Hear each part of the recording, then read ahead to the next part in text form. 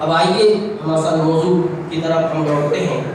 پچھلے جمعہ کا جو ہمارا موضوع تھا، بس میں نے ایک ہی نکات میں نے یہ رکھا تھا، میرے بھائیوں ہمارے اوپر بہت سارے حقوق ہیں، بہت سارے حقوق ہیں۔ والدین کے حقوق ہیں، شادی کے بعد بیوی میاں بیوی ایک دوسرے کے حقوق ہیں، بچوں کے حقوق ہیں، اولاد کے حقوق ہیں والدین کے اوپر، والدین کے حقوق ہیں اولاد کے اوپر، پڑوسی کے حقوق ہیں، ایک مسلمان دوسرے مسلمان کے اوپر حقوق ہیں، بڑوں کے حقوق چھوٹوں پر ہیں، چھوٹوں کے حقوق بڑوں پر ہیں۔ الغرض اسلام کا ایک چیپٹر ہے، ہمیں معلوم کرنا چاہیے، ہمیں جاننا چاہیے کہ حقوق کیا ہے۔ ان تمام حقوق میں سب سے بڑا جو حق ہے وہ اللہ رب العالمین کا حق ہے کہ ہم اسی کی عبادت کریں، اسی کے لیے رکوع سجود قیام اسی کے لیے کریں اور کسی کو اللہ کے ساتھ شریک نہ کریں، وہی خالق مالک رازق مربی تصور کریں، انہی سے ڈرا جائے، رجا امید انہی سے رکھا جائے۔ یہ اللہ رب العالمین کا ایک بہت بڑا حق ہے ہمارے اوپر۔ اس کے بعد سب سے جو بڑا حق ہے، عظیم حق ہے، وہ اللہ کے نبی جناب محمد رسول اللہ صلی اللہ علیہ وسلم کا ہم امتیوں پر، جس رسول کے ہم امتی ہیں اس رسول کا ہمارے اوپر کیا کیا حقوق ہے ہمیں معلوم ہے۔ ہم والدین کے حقوق کو بیان کرتے ہیں، پڑوسی کے حقوق پر نظر رکھتے ہیں، مگر جس رسول کا یہ مقام ہو کہ جب اللہ رب العالمین نے نبی کریم صلی اللہ علیہ وسلم کو مبعوث فرمایا تو ساری کائنات کی انسانیت کے لیے احسان قرار دیا، احسان عظیم قرار دیا۔ اللہ رب العالمین قرآن کریم کے اندر ارشاد فرمایا سورہ آل عمران آیت نمبر 164 میں، لقد من اللہ علی المؤمنین اذ بعث فیہم رسولا من انفسہم یتلو علیہم آیاتہ ویزکیہم ویعلمہم الکتاب والحکمہ۔ اللہ رب العالمین نے فرمایا یقیناً مومنوں پر اللہ رب العالمین کا بہت بڑا احسان ہے کہ اس نے انہی میں سے ایک رسول بنا کر مبعوث کیا جو ان کی آیتیں پڑھ کر سناتا ہے، کتاب و حکمت کی تعلیم دیتا ہے اور انہیں پاک کرتا ہے۔ تو میرے بھائیوں، تو یہ سب سے پہلا حق نبی کریم جناب محمد رسول اللہ صلی اللہ علیہ وسلم کا حق۔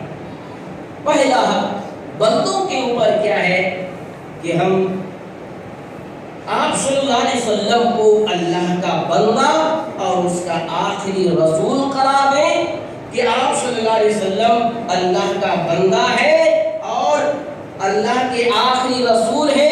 اس رسول پر ہر ایک شخص کو ایمان لانا بہت ضروری ہے۔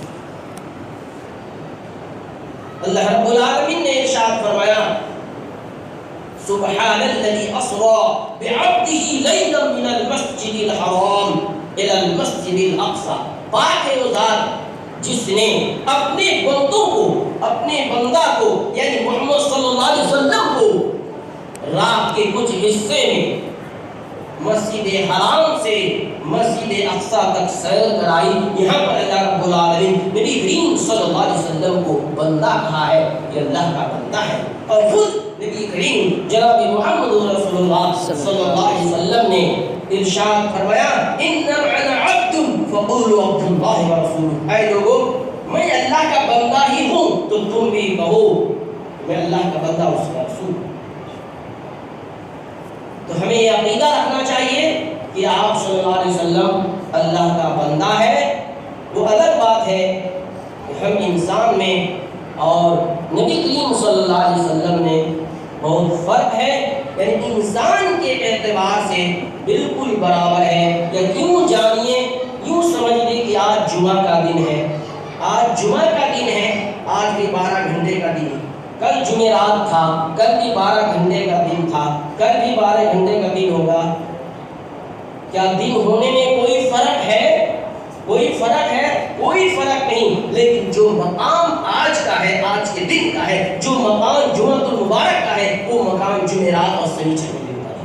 اسی طریقے پر آپ صلی اللہ علیہ وسلم انسان ہونے میں کوئی فرق نہیں ہے، لیکن جو مقام آپ صلی اللہ علیہ وسلم کا ہے وہ مقام عام انسانوں کا ہے۔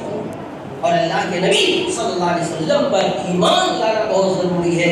وَآمِنُوا بِاللَّهِ وَرَسُولِهِ وَالنُّورِ الَّذِي أَنزَلْنَا وَاللَّهُ بِمَا تَعْمَلُونَ خَبِيرٌ۔ کہ اللہ پر ایمان لے کر آؤ اور اس کے رسول پر ایمان لے کر آؤ اور اس نور پر یعنی قرآن کریم پر ایمان لے کر آؤ جن کو ہم نے نازل کیا ہے۔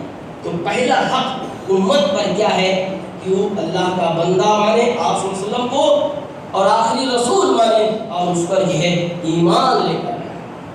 آئیے آگے بڑھتے ہیں۔ مختصر باتیں جو میں پچھلے جمعہ کو رکھ چکا تھا، کچھ باتوں کا دورہ اس لیے کہ ابھی لوگ زیادہ ہیں۔ دوسرا حق نبی کریم صلی اللہ علیہ وسلم کا اپنی امت پر تعظیم و توقیر کرنا، دل و جان سے آپ کی عزت اور آپ کا احترام کیا جائے۔ آپ کی حیات مبارکہ میں یہی وجہ ہے کہ آپ کی حیات مبارکہ میں آپ کو نام کے ساتھ پکارنے، یہ آپ کی موجودگی میں، نبی کریم صلی اللہ علیہ وسلم کی موجودگی میں اونچی آواز میں گفتگو کرنے سے صحابہ کرام کو منع فرمایا گیا اور انہیں آپ کا احترام کرنے کی سخت تلقین کی گئی ہے۔ اللہ رب العالمین نے سورہ حجرات کے اندر ارشاد فرمایا، یا ایھا الذین آمنوا لا تقدموا بین یدی اللہ ورسولہ واتقوا اللہ ان اللہ سمیع۔ فرمایا اے ایمان والو، تم اللہ اور اس کے رسول سے آگے نہ بڑھو، پیچھے پیچھے رہو، اللہ سے ڈرو، وہ سننے والا اور جاننے والا ہے۔ اور اس کے آگے اللہ رب العالمین آیت نمبر 2 میں ارشاد فرمایا، یا ایھا الذین آمنوا لا ترفعوا اصواتکم فوق صوت النبی ولا تجهروا له بالقول كجهر بعضکم بعضا۔ فرمایا اے ایمان والو، تم اپنی آواز کو نبی صلی اللہ علیہ وسلم کی آواز پر بلند نہ کرو اور نہ ہی آپ کی موجودگی میں چلا چلا کر زور زور سے بات کرو جیسے کہ تم آپس میں چلا چلا کر بات کرتے ہو۔ ایسا کرنے سے کہیں ایسا نہ ہو ان تحبط اعمال، کہیں تمہارا اعمال برباد ہو جائے، وانتم لا تشعرون، اور تمہیں پتہ بھی نہ چلے، تمہیں پتہ بھی نہ چلے، تمہاری نماز برباد ہو جائے اور تمہیں پتہ بھی نہ چلے، تمہاری زکات صدقہ خیرات برباد ہو جائے اور تمہیں پتہ بھی نہ چلے، تمہارا روزہ برباد ہو جائے، حج عمرے برباد ہو جائے اور تمہیں اس کا کوئی علم نہ ہو۔ میرے بھائیوں، نبی کریم صلی اللہ علیہ وسلم کا یہ آداب ہے، یہ احترام ہے، اور احترام میں یہی ہے جب آپ کا حکم آ جائے تو فوراً سے تسلیم کر لینا چاہیے، سر کھم کر لینا چاہیے۔ جب آپ کی حدیث پڑھی جائے تو لوگوں کو خاموشی سے سننا چاہیے، سننا چاہیے، اور جب آپ کا فرمان جاری ہو تو فوراً جو ہے اس کو جو ہے بجا لانا چاہیے۔ میرے بھائیوں، اس آیت کریمہ کے شان نزول میں حضرت عبداللہ بن زبیر بیان کرتے ہیں کہ ایک مرتبہ بنو تمیم کا قافلہ نبی کریم صلی اللہ علیہ وسلم کی خدمت میں حاضر ہوا۔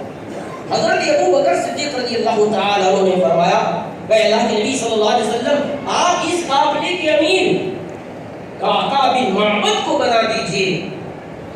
اور حضرت عمر فاروق رضی اللہ تعالی عنہ نے فرمایا، اے اللہ کے رسول صلی اللہ علیہ وسلم، اس قافلے کے امیر یہ ہے اقرع بن حابس کو بنا دیجئے۔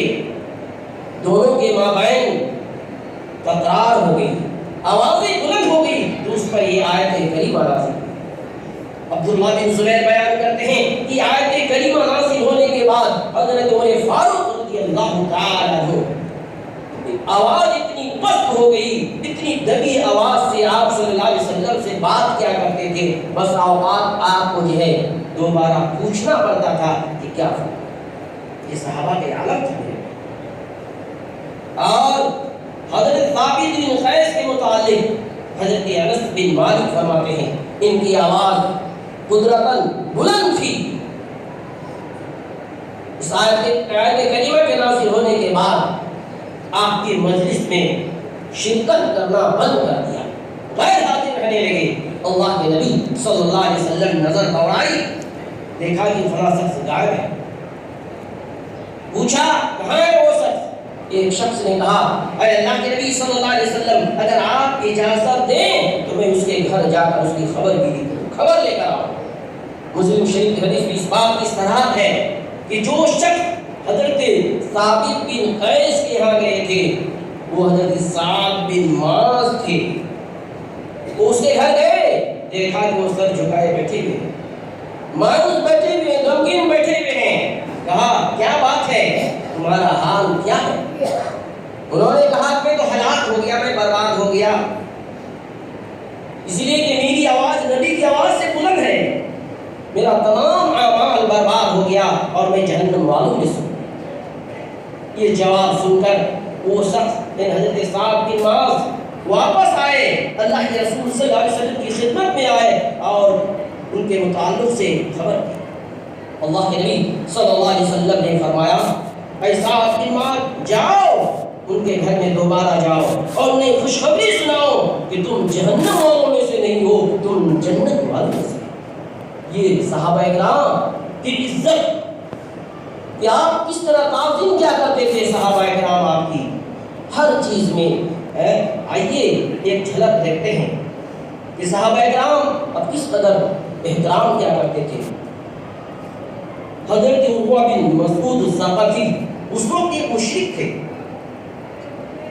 قریش کے نمائندہ بن کر نبی کریم صلی اللہ علیہ وسلم کے پاس آئے, اور جب وہ قریش کے پاس بھی واپس لوٹے تو انہوں نے کہا اے میری قوم کے لوگوں سنو, اللہ کی قسم میں نے بڑے بڑے بادشاہوں سے مل چکا ہوں, میں نے قیصر و کسریٰ اور نجاشی جیسے بادشاہ دیکھے ہیں اللہ کی قسم, لیکن میں نے ایسا بادشاہ آج تک نہیں دیکھا کہ جس کی ساتھی اس کی تعظیم کرتی ہوں, اس کی تعظیم اس طرح کرتی ہوں جس طرح تعظیم یہ ہے جیسی تعظیم محمد صلی اللہ علیہ وسلم کی ساتھی کرتے ہیں ان کے ساتھی.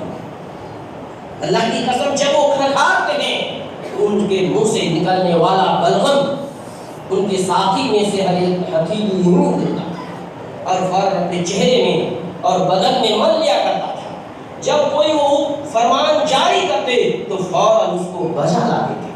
جب وہ آپ وضو فرماتے تو ان میں سے ہر ایک کی ساتھی کی یہی کوشش ہوتی تھی کہ وضو کا بچا ہوا پانی اسے مل جائے, اور جب آپس میں بات کرتے تھے تو آپ کی موجودگی میں آواز کو پست کر لیتے تھے اور آپ کی تعظیم کی بنا پر ان کی نظر سے نظر نہیں.